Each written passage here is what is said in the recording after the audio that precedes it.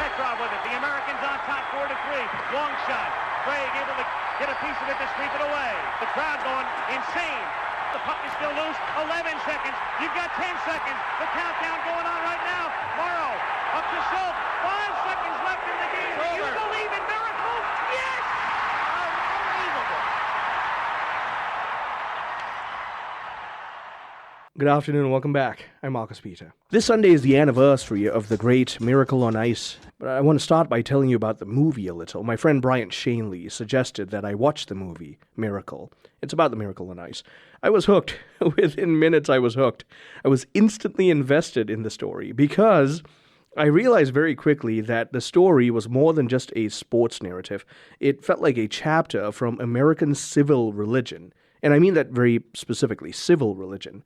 Because the film recounts the true story of the 1980 United States Olympics hockey team. This was a roster of college players assembled by coach Herb Brooks to face the seemingly invincible at the time Soviet Union in Lake Placid. If you're unfamiliar with the event, the Soviet Union had dominated international hockey for years by then. In fact, by the time the national team was playing them, the Soviet team had just crushed an NHL All-Star team in an exhibition game. So the American team, they were young, largely unknown, and they were, for want of a better expression, many people thought they were cannon fodder for a geopolitical spectacle. And yet, on February the 22nd of 1980, the United States defeated the Soviet Union 4-3 in what commentator Al Michaels called a miracle. To grasp why this moment still matters, we have to remember the cultural and political atmosphere of the late 1970s. The Cold War had ground down public morale through the years of proxy conflicts, nuclear brinksmanship, televised anxieties. The Iranian hostage crisis was unfolding in real time. Inflation and energy shortages were feeding a sense of national fatigue, and so the United States, in a lot of ways, was being touted as uncertain of its place in the world. But the Soviet Union projected a weird kind of strength, political strength. And so when the two nations met on the ice, the stakes were way more than athletic competition. I mean, this was a symbolic confrontation between rival visions of government and state, yes, but also the human person. And that's why most people across the world knew that this was more than a hockey game, if I may quote the movie. What struck me most in watching the movie, though, was the palpable monoculture that united a patriotic society in common mission and cause. I mean, our country rallied.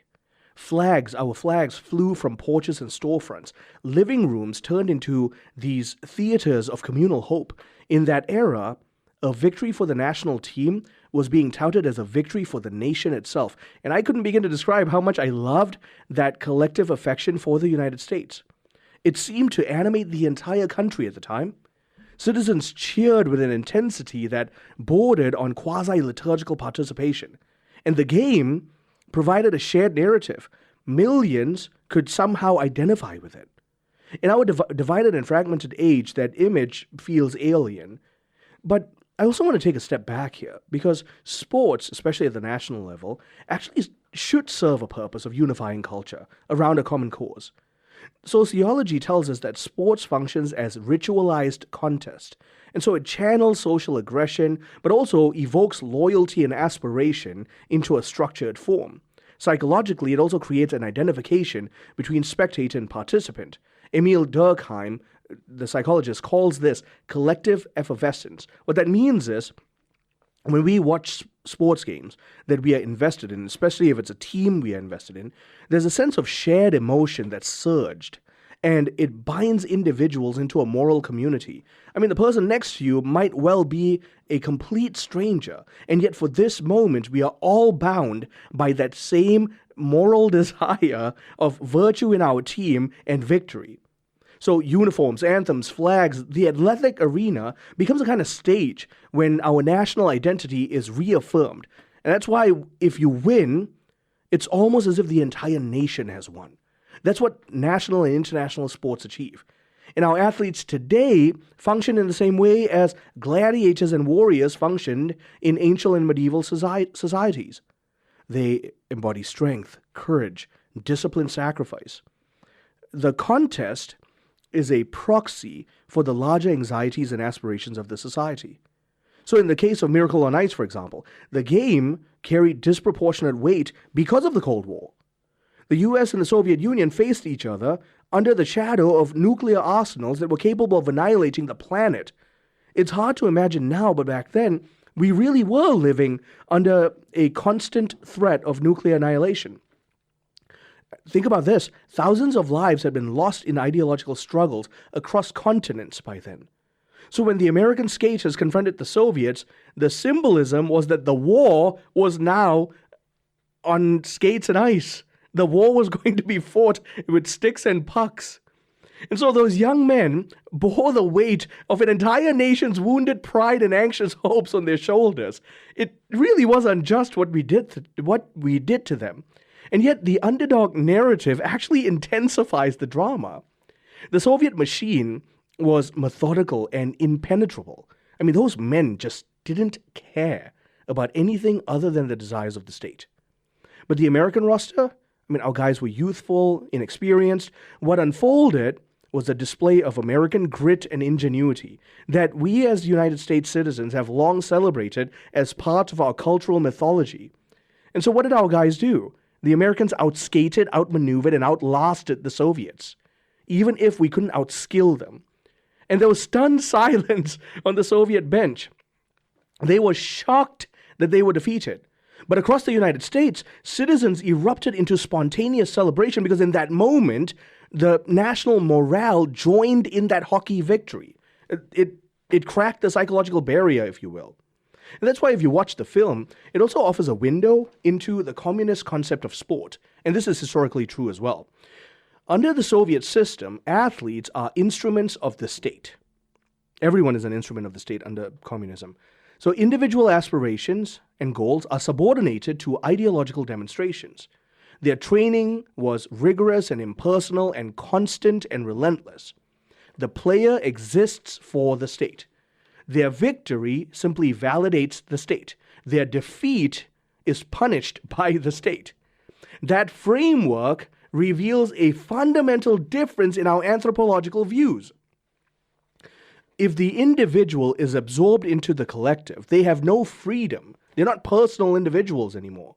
And so the athletes who skated for Russia knew that their lives were only valuable in as far as they served the state's objectives.